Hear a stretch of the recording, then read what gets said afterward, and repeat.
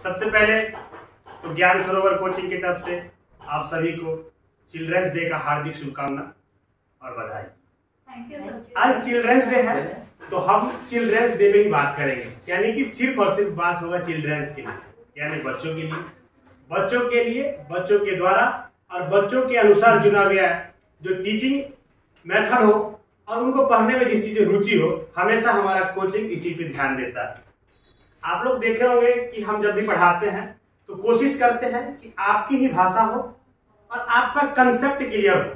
मेरा कोचिंग का टैगलाइन ही है कि हम ऐसी शिक्षा आपको देते हैं या इस मेथड से पढ़ाते हैं जिसमें आपको कम से कम ये तो क्लियर हो जाए कि चीजें समझनी कैसे है और कंसेप्ट क्लियर हो, और वो भी देसी भाषा में। अब देसी भाषा कहने का मतलब घर की भाषा में। हमारा एनसीएफ जो गवर्नमेंट ने बनाई है एजुकेशन के लिए, एनसीएफ 2005 भी यही कहता है कि बच्चों को शिक्षा उस लैंग्वेज में दीजिए जो उनकी घर की भाषा है, जिससे वो कनेक्ट कर पाए। अब बताओ, हम तुमको शिक्षा दे रहे हैं, मैथ पढ़ा रहे हैं और एग्जाम्पल लेके आ रहे हैं अमेरिका से, एग्जाम्पल लेके आ रहे हैं लंदन का, जो चीज तुम देखा ही नहीं है रियल लाइफ में, तो क्या वो चीज तुम अपने आप को रिलेट कर पाओगे इसमें? इसलिए हम कोशिश करते हैं कि तुम लोग को जब भी पढ़ाते हैं तो तुम्हारे लेवल का और हमारे लेवल का जो भाषा है, यानी जो भाषा हमारे बिहार का है, जो चीज हम आसानी से समझ पाते हैं उसमें दे। इसीलिए तुम लोग कहते हैं कि सर आप पढ़ाते हैं तो समझ में आ जाता है, स्कूल में समझ में नहीं आता। उसके पीछे का मेन रीजन यही है कि हम कोशिश करते हैं कि आपको ऐसा शिक्षा दिया जाए और इस मेथड से शिक्षा दिया जाए जो आपके लिए है, आपके द्वारा चुना गया है। जैसे लोकतंत्र में कहते हैं ना कि जनता के लिए, जनता के द्वारा चुना हुआ सरकार होता है, वैसे ही ये जो एजुकेशन है अभी जिसमें हम लोग बात करते हैं, तो हम लोग चाइल्ड सेंटर्ड एजुकेशन की बात करते हैं, बच्चे की अनुसार शिक्षा की बात करते हैं, न कि टीचर सेंटर्ड होना चाहिए। अब बताओ, हम यहाँ पे आए, बोर्ड पे कोई चीज लिख दे और चॉक एंड टॉक मेथड का अप्लाई करें, लिखे और समझा दे, तुम समझा नहीं समझा तुम्हारे दिमाग के ऊपर से गया, हमको इससे कोई मतलब नहीं, तो क्या तुम्हारी लाइफ में वो यूजफुल हो पाएगा? तो ये चीज हम लोग नहीं करते हैं। हम लोग कोशिश करते हैं कि आपको समझ में आ जाए। अगर समझ में आ जाएगी तो नंबर भी अच्छा आएगी। और जहां तक की बात है, इस बार भी हमारे कोचिंग के छात्रों ने अच्छा स्कोर किया है, ओवरऑल 4 रैंक तक लेके आए हैं। तो इस चीज पे ध्यान नहीं देना है कि हमको मार्क्स लाना है, मार्क्स तो आएगा, जब चीजें समझ में आ जाएगी तो मार्क्स अच्छा आएगा, इस बात की गारंटी है। और वैसे मार्क्स लेकर क्या करोगे जो सिर्फ रट के लाए हो?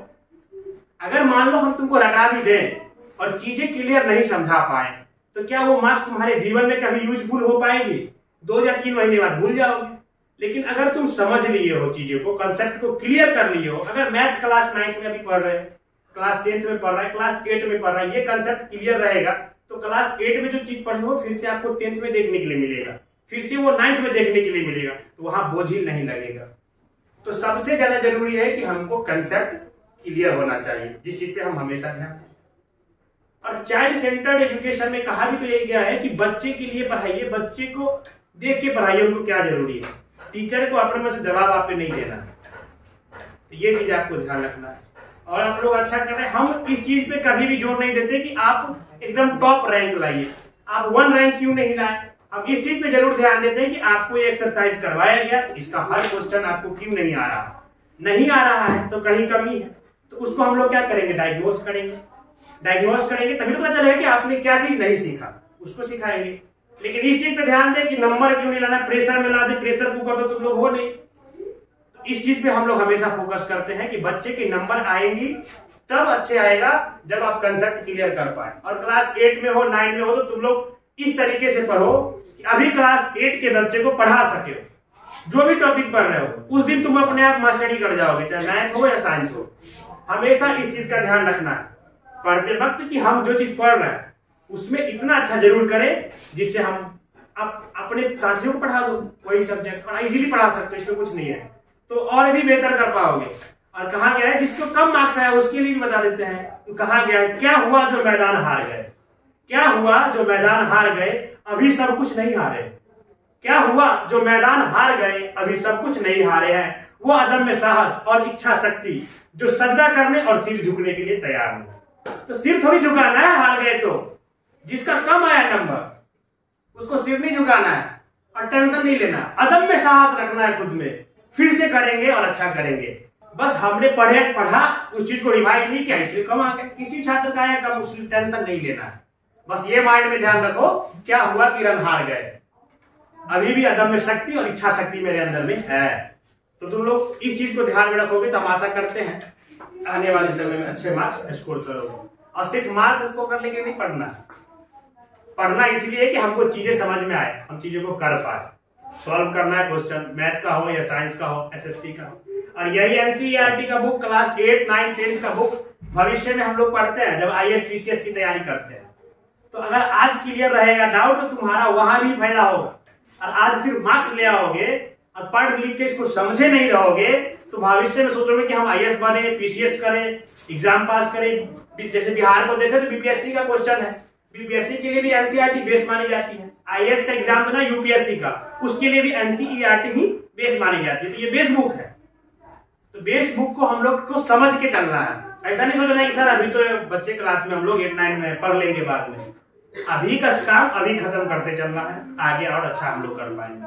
और बात है कि चिल्ड्रंस डे हम लोग मनाते क्यों है ना?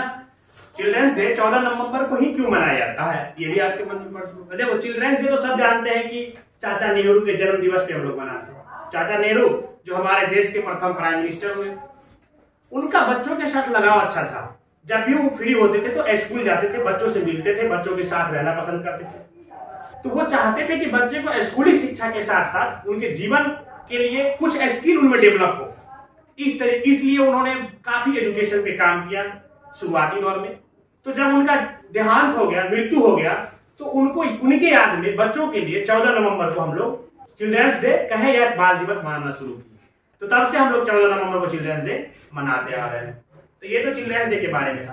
तो चिल्ड्रंस डे से आप लोग क्या सीखते हैं? बेसिकली ये चीज जरूरी है। तो आप लोग को पढ़ना तो है, कैसे पढ़ना है? Learning without burden. बर्डन लेके नहीं पढ़ना। पढ़ना ऐसे है कि सब मान लो बर्डन लेके पढ़ोगे, टेंशन में पढ़ पाओगे? नहीं पढ़ पाओगे। तो लर्निंग ऐसा करना है जिसमें बर्डन ना हो। अब बर्डन लेके पढ़ोगे तो फिर मजा नहीं आएगा, फिर वो पढ़ाई बोझ लगेगी। तो पढ़ाई को बोझ नहीं बनाना, पढ़ाई को क्या बनाना? इंटरेस्टिंग बनाना। और ये इंटरेस्टिंग कैसे बनेगा? सिर्फ हमारे कहने से बनेगा या तुम लोग के सहयोग से भी बनेगा? हम लोग के सहयोग, तुम लोग के भी सहयोग से बनेगा। तो तुम लोग कोशिश करो चीजों को समझने पे। जोर हमको हमेशा इस चीज पे रखना है कि चीजें समझने कैसे आएगी, इस चीज पे नहीं कि चीज को रट कैसे जाएंगे। रटना भी तब आसान होता है ना जब हम लोग समझ जाते हैं। अभी हम लोग साइंस में फ्रिक्शन पढ़ रहे हैं, आने वाले 1 से 2 दिन में चैप्टर कंप्लीट हो जाएगा।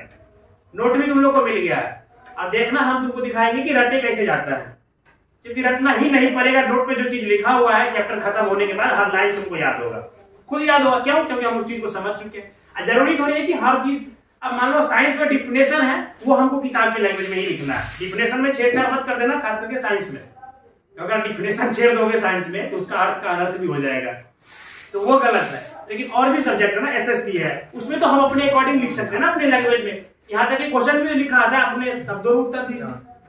तो इस चीज को हम लोग को ध्यान रखना है कि चीजों को समझना। हम बार बार इस पूरे बातें के दौरान एक ही चीज बार बार कह रहे हैं कि चीजों को समझना है, कंसेप्ट को क्लियर करना है। और मेरा कोचिंग इसी चीज पे हमेशा जोर देता है कि कंसेप्ट क्लियर होना जरूरी है, चीजों को समझना जरूरी है, ना कि रटना जरूरी है। तो हम लोग कोशिश करेंगे और अच्छा रिजल्ट दें। लेकिन अब ये नहीं है कि तुम लोग को जो वर्क दिया जाए, जो चीज समझाया जाए उसको भी ध्यान मत दो, पढ़ो ही नहीं, घर से एकदम छोड़ दो। इसका मतलब बिल्कुल भी तुम लोग ये मत निकाल लेना। अब बहुत लोग अपने मन से मीनिंग निकाल लेते हैं कि सर जी बोले लर्निंग विदाउट बर्डन तो होमवर्क नहीं करना है, अब यादें नहीं करते हैं। सर जी बोले रटना नहीं है तो यादें नहीं करते हैं। अब डिफिनेशन रटना है तो इसका मतलब ये नहीं है कि उसमें यादें नहीं करना है। अब डिफिनेशन खुद ब खुद थोड़ी याद हो जाएगी, रिवाइज करना है टाइम टू टाइम। रिवाइज करना तो जरूरी है समय से, तो उस चीज को ध्यान रखो कि रिवीजन जरूरी है और वो करना पड़ेगा। लेकिन रटना नहीं बोले तो इसका मतलब अभी बात सर तक बोले हैं, घर पे जाके तुम लोग बोला ना सर बोले हम रटेंगे ही नहीं, अब याद करेंगे ही नहीं। रटने कहने का सेंस ये है कि कोई भी चीज को वैसे रट जाना बिना पढ़े बिना समझे, वो गलत है। अब डिफिनेशन है तो उसको याद करना पड़ेगा, सब चीज थोड़ी दिमाग में रहता। हाँ, याद करने का तरीका हम लोग बता चुके हैं कि याद करना है तो बार बार रिवाइज करो, यानी कि एक दिन बैठ जाओ रटने के लिए। तुम लोग जैसे करते हो एग्जाम के समय लास्ट में बैठ जाओ, एक दिन सारा चीज रटना शुरू कर देते, वैसा नहीं करना है। एग्जाम के समय सिर्फ नहीं रटना है, रटना मतलब रिवाइज करना डेली, ऐसा करना है। ऐसे करने की कोशिश करो तो ज्यादा बेटर होगा। अपनी बात को समाप्त करते हैं।